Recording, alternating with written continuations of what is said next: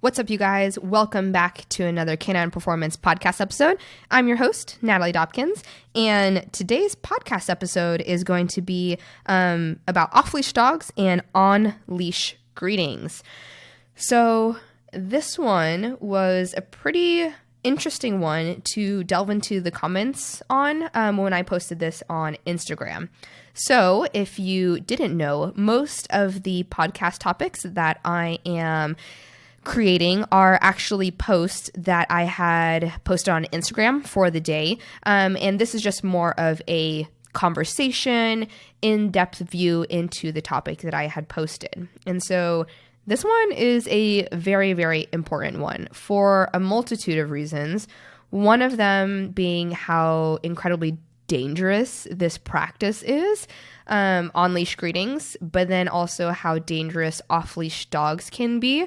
It can be detrimental in the sense of not only could your dog get hurt, but it can really set you back in training a lot.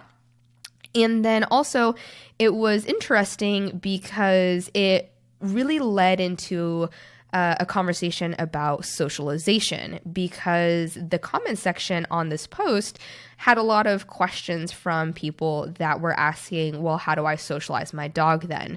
I also received a lot of messages with the same questions along the same lines of, well, if I can't do that, how can I socialize my dog? But that is a story for another time, so I won't get off on that. First, we are going to cover off-leash dogs and on-leash greetings. So on my post, you can go back and check it out. I do believe that this was posted, let me see here.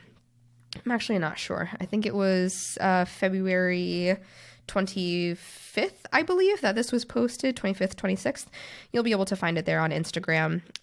But I had included some pictures, so just a fair warning that if you do look at the pictures, they are mildly graphic. You can also go and Google search the article that my post was in reference to. But I included a couple of pictures from a news article from, I believe this happened somewhere in Australia.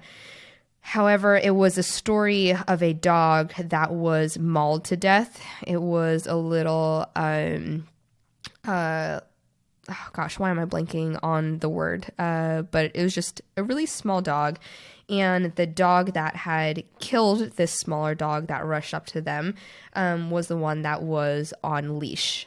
And the pictures make it seem like the dog that had killed the other dog was actually the quote-unquote bad guy in the situation.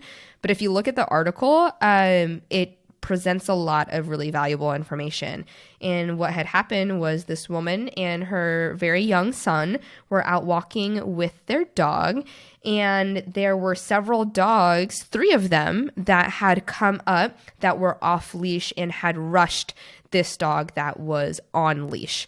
And so the dog that actually ended up getting killed escaped from an owner's, I believe, backyard or their house, and did the same thing to this dog, rushing up to them. And it was the off-leash dog was so persistent that in the article it said that the woman was trying to protect her child. They had gotten up onto a picnic table, I believe, and their dog that was on leash was pretty much left to defend for himself. And so that is horrifying for all parties, for the owners of the dog that was killed, obviously for the dog that was killed, for the dog that did the killing that was on leash, and then for that family that owns the dog as well. And so this Staffy, that's the breed of the dog, not that I don't think that it matters. This Staffy, a lot of people were calling for the dog to be euthanized. But I think that any of us that understand dog behavior can actually see that while the dog shouldn't have gotten to that point, and I think that if this was a more well-balanced dog, it wouldn't have mauled the other dog to death. But there were a lot of trigger points that happened, and a part of the responsibility and the blame is on the owners of this leashed dog, the staffy, because when off-leash dogs come up to you that pose a threat, it is your duty and your responsibility as a dog owner to protect your dog by all means necessary. And then obviously the responsibility of the owners of the off-leash dogs that are escaping yards and going and rushing dogs that are on leash. So dogs that are on leash, it poses quite a big issue because they are constrained to a fixed point to you as the human. And so when they are on leash, they do not have that option of flight anymore. So where some dogs would be able to have enough space to say, hey man, you better back off. I don't like you approaching me, get out of here. While being on leash, if they're really far away from the humans, it's 6 feet. If it's a shorter leash, it could be no space to communicate at all with their body language. And so all that they're left with is fight if they can't flight. And so in that situation, we don't want our dogs to have to choose anything. We need to be the ones to protect our dogs. We need to be the ones to intervene and ensure that something bad does not happen to them. So I realized that she was with her young son, and that makes it even more difficult for her. But for her being the mom, being the owner, she needed to do something to protect her family. And so one of the things that I had posted on were some things that I think are useful or beneficial when off-leash dogs come up to you. This has happened very rarely to me, thankfully, even though I do live in a place that has a lot of heavy foot traffic and a lot of people have dogs. But there have been instances where off-leash dogs have tried to approach. And so for me, I always put my dogs behind me. I get in front of my dogs. If they are trying to react to the other dog, I will struggle with my own dogs that I have. All the times that this has happened has been with board and trains. So I will put them behind me. I will not allow them to react and try and get into the front of me or to the side of me. And I will plant myself in front of my dog or board and train. And if the other dog starts to approach, I will use my feet to use spatial pressure to get them away. If that means that my foot gets bit, okay, so be it. I would rather have that than my hands or my face or worse, my dog, or even my own, the rest of me. So I'll use my feet to try and move them away. Before they can even get to me, I do try and yell at them in a deeper voice, try to make myself appear larger. It's probably to the outside person, it looks comical because I'm only like 5 feet tall. But I will yell in a deep voice. I will kind of posture towards them. I'll stomp my feet at them. And so those are the different things I'll try and do, all the while putting my dogs behind me. For one, I want to make a show to my own dogs of, hey, this is not your fight. This is not your concern. I am going to be the one to take care of this. If you don't make a show to your dog and have some sort of action showing that you're going to take care of this, your dog will immediately and 100% be like, you're not going to take care of this? Fine, I will take care of this. So it's important to show your dog and tell them, I'm going to do this. Don't do anything. Don't worry about it. I got this. You are going to be safe. Some items that I recommend keeping with you can be an umbrella, or perhaps a pet corrector, which is just pretty much compressed air.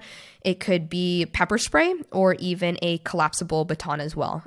Someone commented that having a collapsible baton that was about 25 feet or so was really helpful. So that way you can kind of create that, or maybe it wasn't 25 feet because that's really, really long, but just having one that's long enough that can create enough space in between you and the off-leash dog that's approaching. And then if necessary, be able to, push them out of the way, whatever it may be. So that's what I would say to you if you have off-leash dogs that approach you, is that do as many things as possible in order to protect your dog. Whatever it is you have to do, ensure that they are protected and other dogs are not able to rush up to them.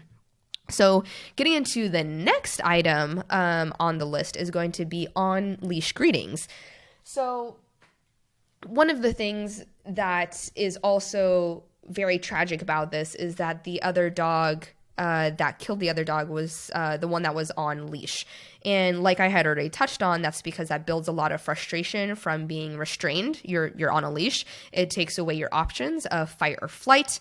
And so when you have two dogs that are both on leash, they are both do not have options in the situation where they're meeting nose to nose, which creates a lot of pressure. Their body language is all out of whack. And so when they go to greet one another, it is head on, completely nose to nose, which is very rude. It's very confrontational in the dog world.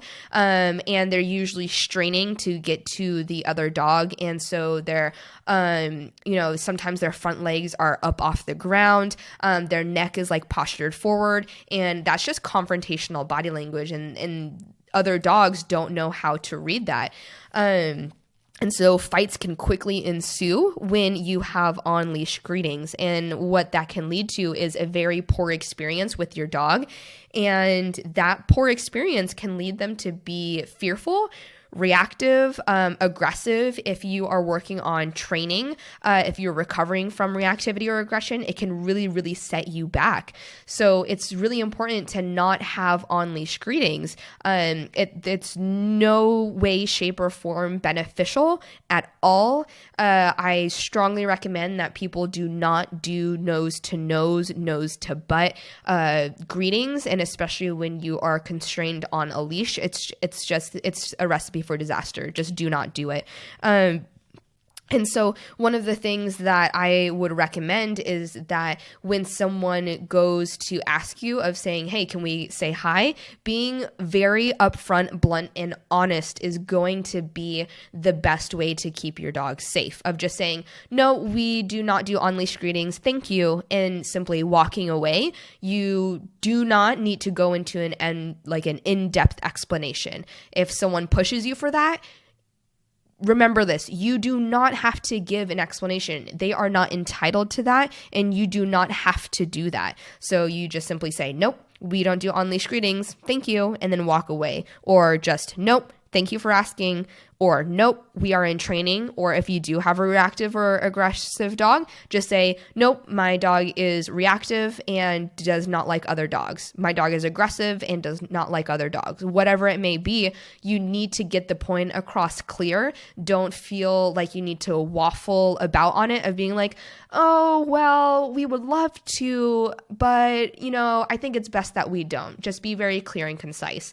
And in some of those situations, especially as a woman, I feel like I can feel very intimidated by it. I can feel uncomfortable by it. But in those situations, I try and reposition my mindset and think, oh, great, this is an opportunity where I can, practice advocating for my dog. Like, this is great. I can get more reps in, because the more reps that you have with telling people, oh, no, we're in training, we can't, the more comfortable that it's going to be. So now being a dog trainer, I've gotten a lot of reps in with this, and I don't think twice about it. And people give me flack about, not letting me say hi to their dogs, or them not coming and greeting my dogs, whatever it may be. And it just kind of rolls off my back at this point, because I've just had a lot of reps. So I encourage you, if you have to do this and it makes you feel really uncomfortable, to just think, okay, that was another rep, a few more reps of this one, and I am going to feel better about this, and I am going to have a stronger relationship with my dog because of this. So that's pretty much all that I have for the podcast today, of doing everything as much as you can, as physically capable and possible for you, to advocate for your dog and protect them against off-leash dogs. And then for on-leash greetings, just don't do it. Don't do it at all. I will cover later on Instagram or on a podcast episode about how to properly socialize your dog. But on-leash greetings and random playdates with strange dogs is not the way to socialize your dog. So just remember that. So I'm really excited for those episodes. Hopefully, if you didn't read my post on Instagram, this podcast episode was helpful for you about handling off-leash dogs and about saying no to to On-Leash greetings. You can check out this Instagram post if you want to look at some of the comments and some of the helpful tips that I have on there if you want to save it.